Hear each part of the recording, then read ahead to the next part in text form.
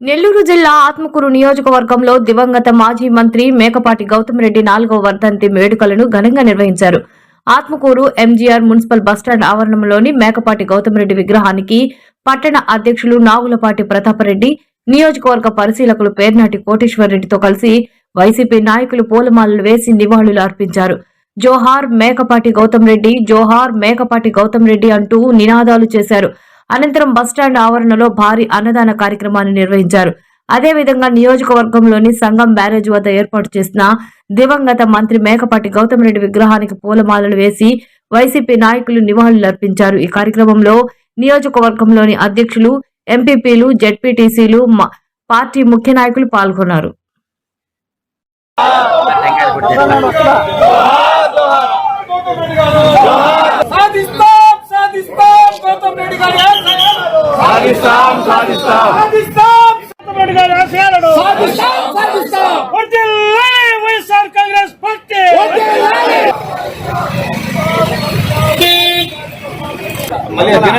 ఒక 4వ వర్ధంతిని జరుపుకోవడానికి ఇక్కడ ఉన్నాము.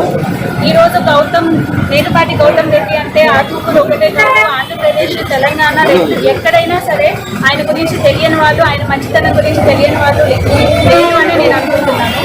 అలాగే ఈ రోజు ఆయన చనిపోయిన తర్వాత జగనన్న ఇక్కడికి వచ్చి సంగం బ్యారేజ్ ని ఆయన గుర్తు కోసం సంగం బ్యారేజ్ కి ఆయన పేరు పెట్టి వెళ్తే అది కూడా ఓర్చుకోలేని కూటమి ప్రభుత్వం ఈ రోజు దాన్ని తీసేశారు. కానీ ఎల్లకాలం మీ రాజ్యం ఉండదు, మీ ప్రభుత్వం ఉండదు. ఖచ్చితంగా ఈసారి మేము వస్తాము. ఆ గౌతమ్ అన్నకి జగనన్న ఇచ్చిపోయిన ఆ పేరుని మళ్ళీ మేము ఆ సంగం బ్యారేజ్ కి పెడతాము. ఈ రోజు బ్యారేజ్ కి మీరు పేరు మార్చగలగలరు, కానీ ఈ బస్ స్టాండ్ పేరు మార్చగలరా? ఉదయగిరిలో ఉన్న అగ్రికల్చర్ యూనివర్సిటీ పేరు మీరు మార్చగలరా? గుండెల్లో ముద్ర వేసుకున్న ఆయన ముద్రని మీరు చెరిపేయగలరా? లేదు. కాబట్టి ఇవన్నీ చీప్ రాజకీయాలు తప్ప ఈ రోజు ఆ పేరు ఆయనకి జాతికి అంకితం చేస్తూ జగనన్న వచ్చి గౌతమ్ అన్న పేరు సంగం బ్యారేజ్ కి ఇచ్చి వెళ్ళారు. ఆ పేరుని మీరు మళ్ళీ ఆ పేరుని అక్కడ సంగం బ్యారేజ్ కి ఇచ్చేస్తే అది మీకు హుందాగా ఉంటుంది. లేదంటే నెక్స్ట్ మేము వచ్చినప్పుడు ఖచ్చితంగా మా గౌతమ్ అన్న పేరు మేము పెట్టుకుంటాము. అలాగే ఈ రోజు విక్రమన్న గౌతమ్ అన్న ఏవేవైతే అనుకున్నాడో అవన్నీ సాధించాలి అని ఖచ్చితంగా అన్ని పూర్తి చేస్తారు. ఎంఎస్ఎంఈ పార్క్ గురించి చాలా మాట్లాడారు. ఫ్యాక్టరీ వచ్చింది, నిలుపుకోలేకపోయారు. మనం ఒక రాష్ట్రంలో ఉన్నప్పుడు ఒక ఫ్యాక్టరీ మనకు వచ్చింది, కానీ దాన్ని కావాలని వాళ్ళేం పక్కకి ఎక్కడికో పంపించలేదు. చాలా రీజన్స్ ఉంటాయి. ఆలోచించకుండా ఏది లేదు. అదేదో ఆయన సొంతంగా ఏదో నిర్ణయం తీసుకొని తప్పు చేసినట్టు ప్రతి ఒక్కరు అక్కడికి కడపకి పంపించేశారు అని మాట్లాడుతున్నారు. ఇక్కడికి ఫ్యాక్టరీ తీసుకురాబోయేది నెక్స్ట్ ఫ్యూచర్ లో యూత్ కి అందరికి ఇవ్వబోయేది మా విక్రమన్నే. ప్రతి ఒక్క గౌతమ్ అన్న ఆశయాన్ని మా విక్రమన్న ఖచ్చితంగా పూర్తి చేస్తారు.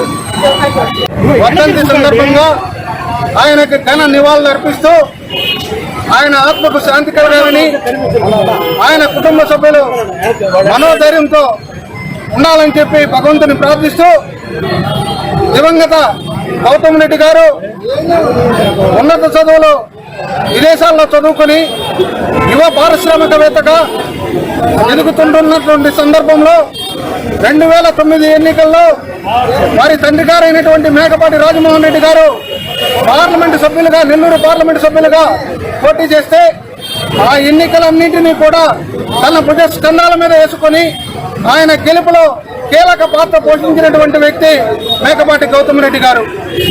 అంతేకాకుండా దివంగత గౌతమ్ రెడ్డి గారు జగన్మోహన్ రెడ్డి గారి పిలుపు మేరకు రాజకీయాల్లో పెద్దగా ఆసక్తి లేకపోయినప్పటికీ కూడా జగన్మోహన్ రెడ్డి గారితో ఉన్న సాన్నిహిత్యం వల్ల ఆయన పిలుపు మేరకు రాజకీయాల్లోకి వచ్చి 2014 ఎన్నికల్లో ఆత్మకూరు నియోజకవర్గ శాసనసభ్యులుగా గెలుపొంది నాటి నుంచి ప్రతిపక్ష నాయకుడిగా ఆత్మకూరు నియోజకవర్గంలో అనేక సమస్యలను పరిష్కరించడం జరిగింది.